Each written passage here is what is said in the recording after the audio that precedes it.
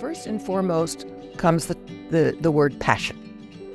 You have to really, really love something to be willing to put the time and energy into it that draws life through you.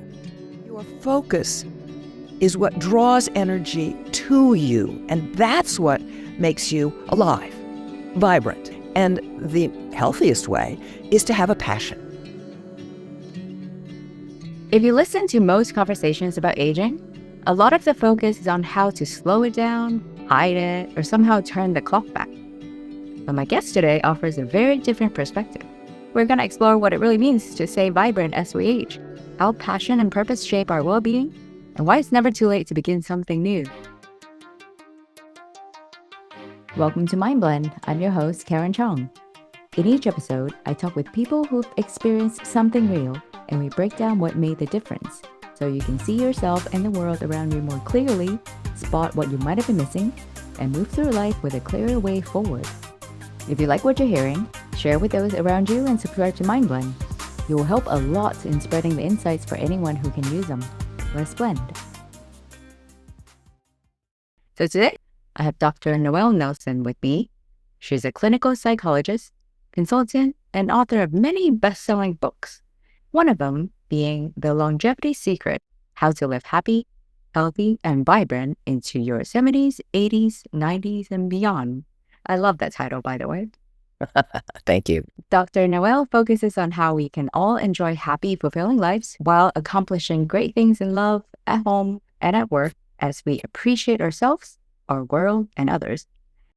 Hi, Dr. Noelle. Welcome to Mind Blend. Thank you so much, Karen. I appreciate it. I'm so glad to have you today because it's something that no one escapes, the topic of aging. So we will have a great conversation. And I really love that that's what you're advocating, how to live vibrantly. So let's hear a little bit about your own story. Well, more than the pursuit of happiness, I've been on that since birth, I think. But understanding longevity and approaching that with happiness is a whole different subject. And oddly enough, I used to travel pre-COVID a great deal for business. Okay, so I was forever on a plane. Frankly, Zoom has changed my life for the better, and that I'm not always faced with, huge lines at the airport and all that kind of stuff. Anyway, so I was coming home from a business trip. So I was, still in my business suit and all that, looking very professional, and waiting for the plane to take off. And there was a young man to my left who was busily texting away, as many young people do, and frankly, as I do too now.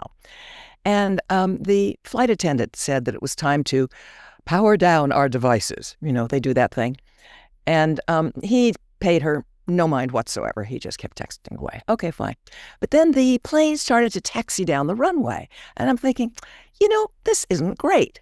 So I leaned over to him and I said, excuse me, you need to power down your device. We're taking off.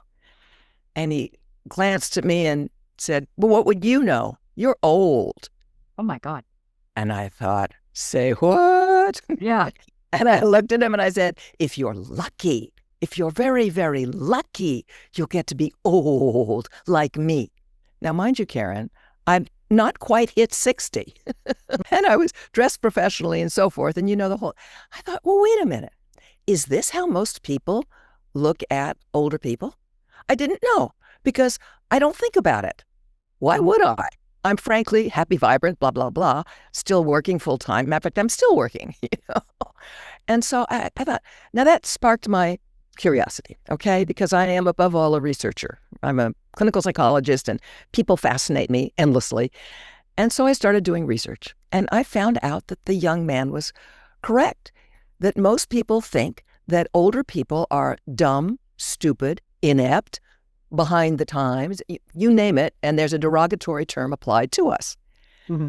And I thought, I don't think, I didn't get it. I couldn't get it. I mean, I looked around me and in my neighborhood, in my church, places like that, and I see people that are considerably older than I was, and they seem to be doing just fine.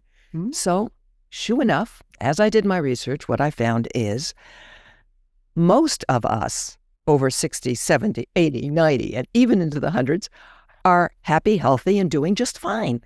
But it's not talked about. It's almost like, Karen, it's sad, but it's almost like it's a taboo subject.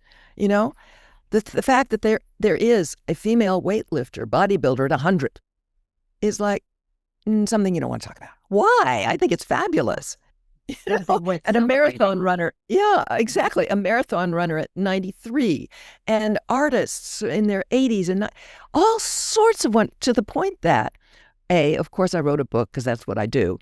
But I also then, for 10 years, had a website called Meet the Amazings, which talked about these people. It started with over 70, and then it had to be over 80 because I found so many of them.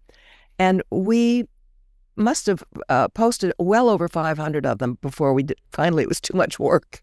And I had to close the site down. But it was so exciting to do that obviously it came book one, and then came the revised version, which is the one you're referring to, because things get updated. And what my message is, if you will, if I have a message or a mission, it's don't give up on yourself. Don't. You have every right to have a happy, healthy life until your expiration date. And none of us know what that is. I know. I mean, people, and what kills me, Karen, is that people die at 0 months old. You know, unfortunately, it happens. It's horrible, but it happens. And then people die all the way through, be they 1 year old, 5 years old, 50 years old, 15 years old, 105. We don't determine that. But what we can determine is how we live those in between birth and expiration date life. And I am absolutely committed, and I'm very noisy about it, to anybody can do it. And it doesn't have to do, now this is the part that people don't always get. You don't have to be in sterling physical health to live a long, happy life. One of the most exciting things to me is when you see what disabled people do. There are disabled basketball teams. Now, come on. I mean, really, think about it. Yeah. Wheelchairs on a basketball court. I'm a dedicated ballroom dancer. There are wheelchair ballroom competitions. Yeah. I mean, come on. So to me, that was such a great example.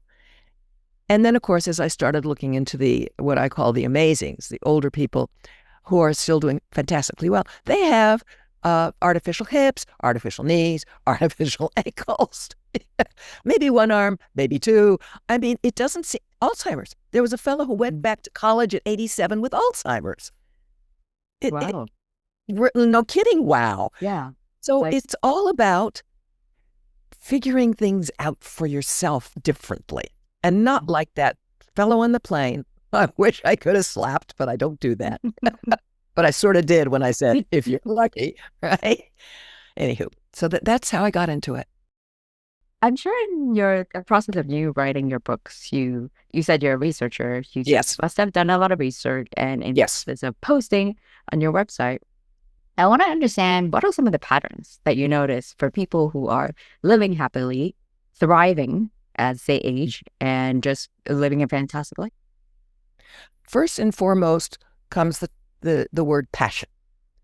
You have to really, really love something to be willing to put the time and energy into it that draws life through you.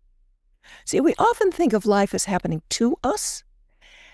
Some things do happen to us, obviously, but really your focus is what draws energy to you, and that's what makes you alive, vibrant. Whether you're disabled, able, whatever you want to call it, it's drawing that energy to you. And the healthiest way is to have a passion. Now, people think a passion means you have to be dying for it. No, you don't. That's silly. Mm-hmm. But it can be anything from growing tomatoes to just reveling in your grandchildren. For me, it's dance. For others, it's going back to school.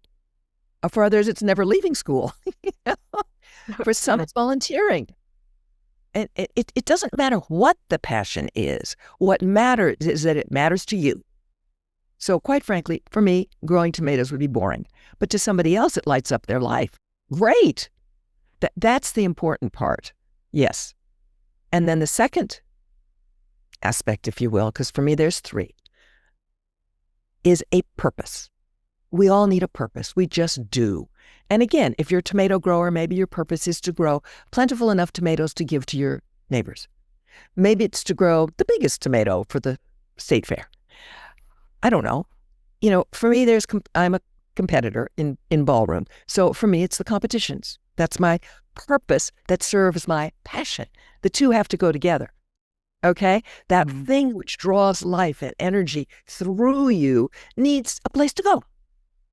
A place to go. So if you're volunteering at the pet shelter, your purpose could be to make sure that the animals available for adoption are in good health. That's a purpose.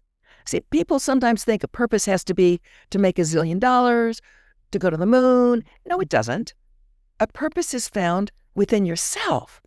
What makes sense to you? What's meaningful, maybe is another word for purpose, to you. And the third thing, which should be incredibly obvious by now, is positivity. We have long known, and I just, rediscovered it through yet more research, optimists thrive. They just do. People who look at the glass half full rather than half empty do better than people who don't, in every regard. And I call that positivity. So when you go to your first Zumba class at 75 years of age, you do not say to yourself, oh, my knees hurt, I can't do this. Look at her, she's younger. Oh, she can do all I can. That's never going to get you there. What will get you there is, okay, so my knees are creaky, big deal. It adds to the sound effects. And just move yourself forward, ever forward. When you look at babies trying to walk, there's a great example for you. They fall down on their rear ends more than they walk. They just do. Yeah. And we don't say, oh, get up, you idiot. We don't. We just go, yay, yay, yay. That's what we need to do with ourselves.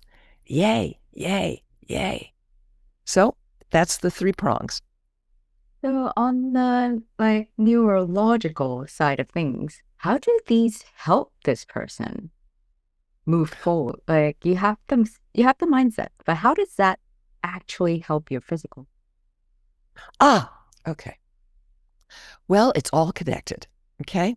In other words, there are neurons in your brain that inform your hormones and other chemicals what to do in your body. So if you're in a positive or optimistic frame of mind, the message from your brain to those various hormones and other substances is going to be one of replenishment, of growth, of things like that. That's how it's connected. Now, I'm not getting down to the absolute nitty-gritty because I'm not a medical doctor, all right? But that is how it works. So, for example, someone who believes that the world is against them, that they're going to crumble and die, just decline miserably, is probably going to decline miserably because the message that their brain is giving their hormones is, oh, no, you better not because, it's not going to have an impact, etc. So there's a direct connection between what we think, which impacts how we feel, which impacts how we do, meaning how our bodies respond. Wow. Now that you mentioned it, I do have a friend who, even in her 30s, she was already saying, oh, I'm old. And it does reflect on how she looks. Of course. Because she constantly thinks that she's old. Yeah, of course it does. Because, it's a mistake to think that we are separate pieces, that it's body, mind, spirit are separate things. No, they're not. They're all connected. But you can, and that's the interesting thing, you can influence one from the other. In other words, if your friend had started, for example, either working out or taking a stretch class or playing tennis or doing something physical that she liked, her face would have gotten to look better. Now, I'm not saying like a facelift, okay? But the energy she would be pulling through herself would give her a more youthful appearance. And then she would see that in the mirror and she'd go, oh, and her brain would go, oh, you like that? Okay, here's some hormones for you, or other chemicals. Yeah. So you can approach it from any angle, any of the mind, body, spirit angles to replenish yourself, if you will. Now, I know that you make a clear distinction between trying to look young and doing things that make you feel young. How Yes. do those differ? Ah, well, it's simple. You can put all the creams you want on your face, but you're not going to alter how you feel about yourself. So if you continue to look at yourself in the mirror and say, I'm old, I don't care how many creams you stick on there, you're going to yourself anyway, look old. So it's the mind controls so much of self-perception, right? One woman will say, and I'm taking women only because it's the easier path at this point. One woman will say to herself, I'm fat, and she's, 5'6", 110 pounds. Another woman will say, I'm fat, and she's 5'6", and she's 210 pounds. They're both right. Because inside themselves, that's how they feel. That's how we get, bulimia and various other things, and how we get, it's all about the connection mind-body. It really is. And how we feel about ourselves, about our families, about the outside world impacts us. It can't help but impact us. Yeah. And I'm not talking about crisis that we all go through at one point or another. That's different. I'm talking about the stuff, the daily stuff, because that's what gets you. Most of us can navigate crises quite well. It's amazing. The big things are not really what tank us. It's the accretion of little things. Mm-hmm. Yeah, and you can only control what you can control, and your mind is one very important part of it. Yes. So you mentioned finding a passion. Yes. Something that you can draw energy from. Yes. To me, maybe 5 years ago, like finding my passion, finding my purpose, that would make me feel pressured because, I don't know what my passion is. I don't know what my purpose should be. How should someone who doesn't currently have a passion or a purpose, how should they go about finding it? Well, for one, start thinking about it as an adventure, not a pressure. Yeah, it's an adventure. It's fun. It's exploring. What do you do when you're 2 years old? You run around sticking everything in your mouth. I mean, it's an adventure. It's exploring. It's no different. Just because you're 92 or 72 or 102, it doesn't make any difference. But here's the thing.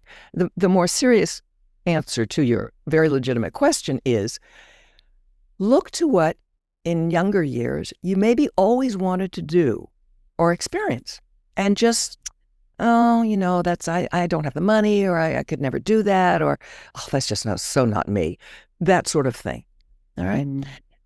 So the first thing is to get those thoughts out of your mind and start recognizing that it doesn't matter what your age is. It really doesn't matter.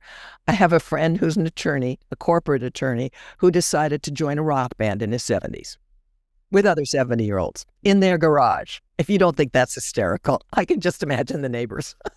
Yeah. Those teenagers. Yeah, right. They're 70-agers. And so, no, he's never going to be, I don't know, you name the biggest rock star of the day. Not going to be that, but that's not important. He's pursuing his passion, which is he wanted to play in a rock band, and he found a way to do it. And that's the thing. If you set fame and fortune as your goals for this kind of passion, you'll never get there. I guarantee when Steve Jobs started in his garage to work on computers, he wasn't thinking about how many millions he was going to make. He was thinking about, how do I figure this thing out? Yes. And that's where we have to be with it. How do I do this thing I want to do? It doesn't matter what it is. So the second thing is people give up too fast. So let's say that I have another friend who wanted to learn tango. She was in her 80s. She said, I can't learn tango. Look at them. I mean, can't have. I said, well, why don't you just try a class? Just try. She went and she decided, again, she couldn't do it. Well, you have to give things a chance. In other words, it doesn't matter whether it's tango, Zumba, growing tomato. It doesn't matter what it is. You need to stick with it. Usually, the very least is 3 weeks. A better is 3 months. Yeah. Because you really can't know what it is that's going to appeal to you unless you put some focus on it, unless you put some effort into it. And you don't have to put a lot of effort. You want to learn Greek, so find a Greek class and start online and do that for a few weeks and get bored, and then find something that's out there in the world where there's other people learning Greek. How about that? And interact with them. You just have to give it time. And that's where a lot of people walk away. Yeah. They give up. They say, I can't. Far too early in the game. So how did you start your relationship with ballroom dancing? uh,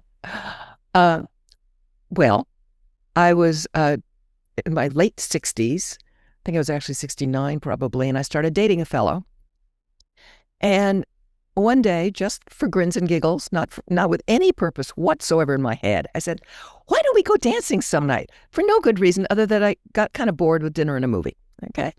And he went, very seriously, he said to me, "Well, Noelle, if we're going to do that, we should take lessons." And I thought, okay, whatever. I mean, I don't care. I'm looking at date night, okay? Just some fun. You're exploring. Really, exactly. So he did his research and he decided that Arthur Murray Studios was the right place to go. Oh, I was really in the okay, fine, whatever mode.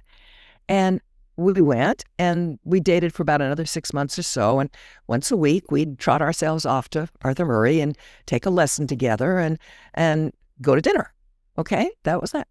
Mm-hmm. And then the relationship kind of fell apart. You know how that happens. Meanwhile, I turned 70.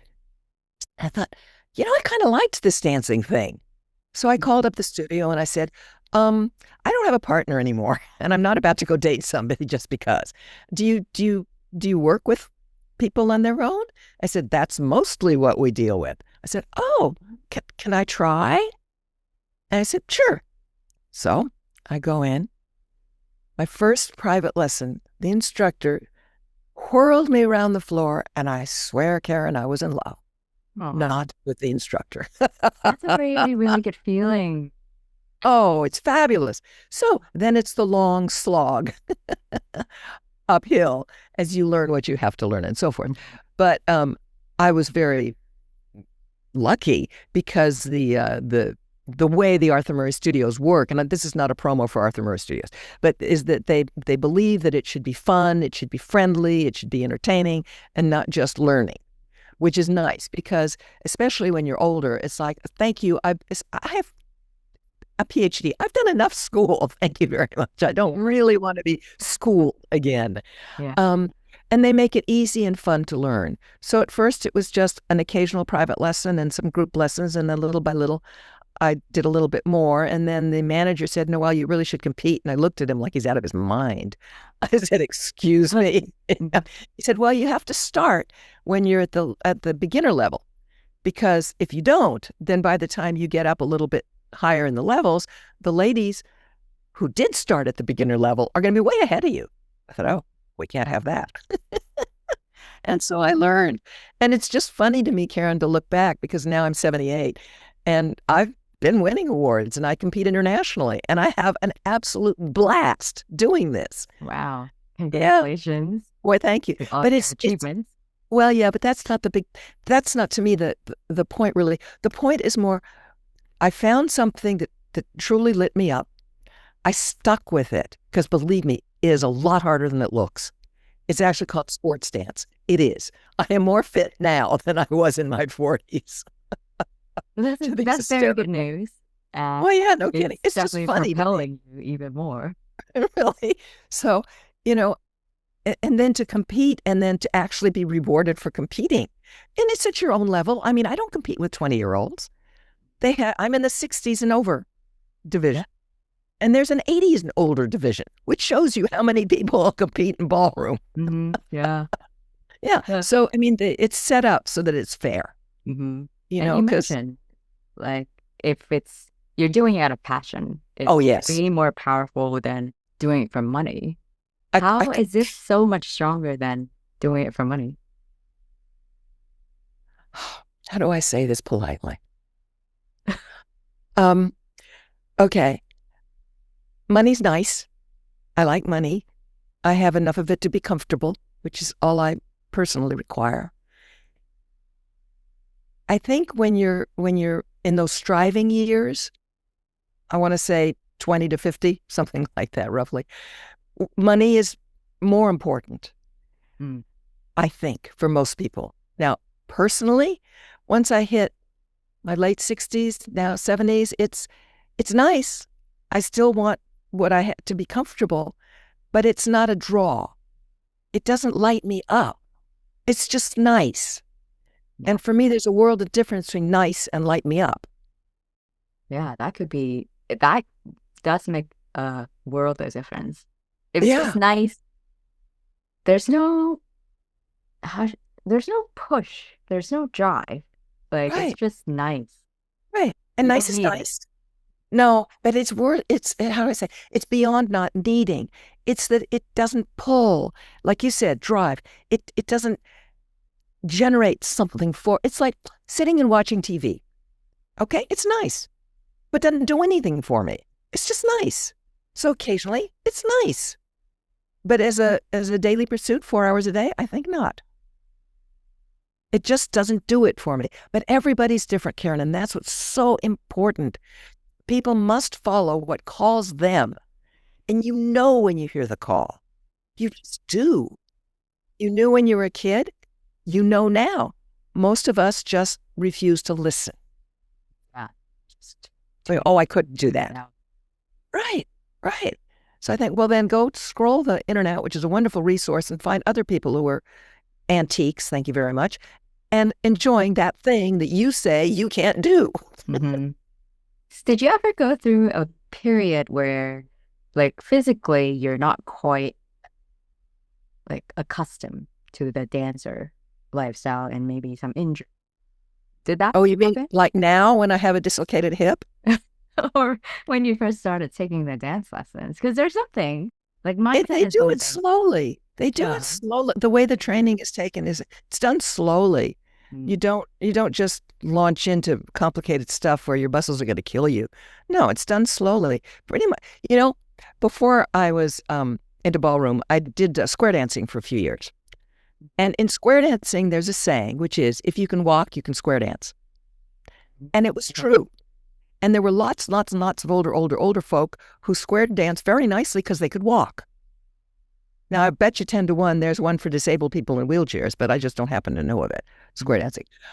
So it's all calibrated to yourself, to your body.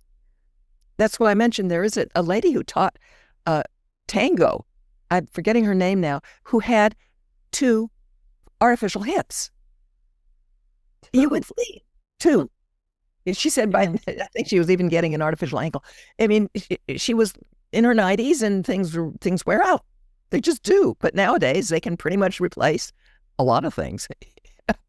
Yeah. So, and then of course, because I loved it so much, because I found it was so exciting and thrilling to do, I started to work out more. I've always stretched and done some workout, but I started to do it more, which built the muscles that I needed.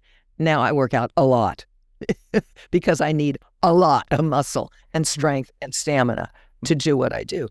But it didn't happen overnight, not by a huge stretch of the imagination. Wow. That's why you have to have the passion. A lot If of you people don't have will the give up. passion, Yeah. yes, A I lot of know. people will give up when, say, their knees start hurting after 2 lessons. Ugh, Mhm. eh, eh. By the way, there's a running joke with ballroom dancers, which is we have our what do they call it in car racing? It's the team. No, the Oh, the team. team. Yes, that's there when you come in and they reinflate your tires and all that. Yeah. Okay, so that team, we all have a chiropractor, a PT, and a massage on tap. Anytime one of those anything hurts, you run to one of those 3. Well, to support you to pursue Yes, what you want to pursue in life. yes, of course. That's the thing. Yes. So I want to go back to, like, there's something when you talked about your encounter with the young gentleman. I want to see, like, this is one question that I got from the same listener who was interested in this topic. How do you make the most out of talking to younger people without thinking that they're stupid? Like, what's a Oh, healthy way to interact with right. I younger would never people? think they're stupid. What I would think is they're uninformed. Mm, that's a very good way Um, to put it, actually. yeah, I don't think of them as stupid. Frankly, I always lead by example. I mean, I still travel for work, just not nearly as much. So grateful for that. But if you watch me walking through an airport, I don't stroll. I don't schlump. I walk through an airport. I stride through an airport. In other words, that's how I show what I believe in. by who I am. So I don't, frankly, try to convince anybody of anything. If somebody's interested in, wow, you're still working? How old are you? I say, yep. I'm 78 and I'm still surprised that they call me for work. It's like, okay. So I don't know what I would tell your friend other than they might just say, okay, well, you clearly don't know the same older folk as I do. And I'd leave it alone. You can't convince people of something they don't want to be convinced of. Yeah. You can't. And it's just a shame because, as you said, Karen, early on, if we're lucky, if in other words, the hope is that we do live long lives. So if you're going to live a long life, you might as well do it with some joy. Yeah. No matter what your physical apparatus is doing. Yeah. Instead of getting angry at everyone, really. Right. Which is just, frankly, how I feel like sometimes. Yeah. Well, it's a natural response. It's just not terribly helpful. All right. So for this last part, I want to play a rapid fire question round. So quick question, quick answer, not a lot of context needed. Okay. All right. What's an activity that instantly lifts your energy, no matter the day? Dancing. Yeah, I thought that too. Beginner or expert? Which feels more alive to you right now? All levels. How so? I know I said no context. I'm interested. Because when I was a beginner, it was so much fun not to know anything and have to learn absolutely everything. And I wouldn't call myself an expert. I'm always learning. So it's the learning. That's what I advocate as well. Okay, next one. One small joy you actively protect in your life now. So one small joy that you will try to do no matter what, besides dancing. Workout. Last one. Finish this sentence. Aging well means giving yourself permission to explore, love, learn, have fun. Nice. Like it's having fun. People I think society just take it out of the vocabulary once you. I don't know why. Yeah. Why? You know what's great about being older? I don't care what other people think anymore. So I can wear the most outlandish colors together, and I don't care if people look at me saying, you really think that green goes with that purple? It does not. I don't care. It does for me.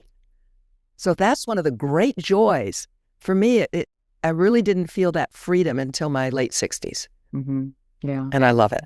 You have a very healthy approach, very positive mindset to just live life, basically. It's not even approaching, tackling aging. It's just living life, thriving. And have fun. That really is. Yeah. You know, my dogs give me the best example. They just have fun. Yeah. And children. Oh, yeah, babies. Yeah. Well, thank you very much for having this chat with me, Dr. Noelle Nelson. My pleasure. Yeah. I'll leave your information in the show notes for sure, so people can check out your website. I know you have a podcast as well. Yes. Yeah. Great. Listeners, connect with me and Dr. Noelle. Thank you, Karen.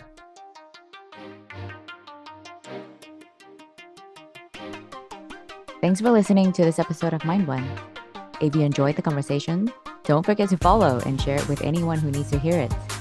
And let's keep the conversation going. Connect with me on LinkedIn or leave me a comment. Until next time, stay curious, keep exploring, and let's continue to blend our minds and discover what's possible.